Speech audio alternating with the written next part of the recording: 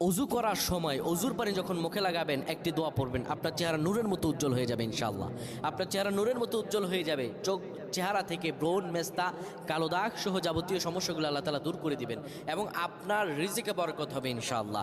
আপনার দোয়াগুলো কবুল হয়ে যাবে। অনেকের চেহারা সুন্দর কিন্তু তাকাতে ইচ্ছে করে না, মনে হয় চেহারায় নুন নাই, কিন্তু অনেকের চেহারাই কালো কিন্তু দেখতেও ভালো লাগে। যেমন এই যে বেলাল হাবশি, চেহারা দিকে তাকালেই শান্তির সুবাতাস বয়ে আসতো। সাহাবীরা যার চেহারা দেখে অনেক প্রশংসিত করিয়েছিল এবং যার কলব স্বচ্ছ ছিল।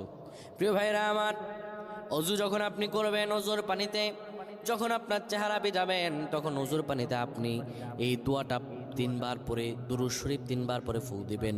দোয়াটি হলো আল্লাহু নূরুস সামাওয়াতি ওয়াল আরদ, আল্লাহু নূরুস সামাওয়াতি ওয়াল আরদ। পানিগুলো নিয়ে সেই পানির মধ্যে আপনি ফু দিয়ে চেহারার মধ্যে লাগাবেন।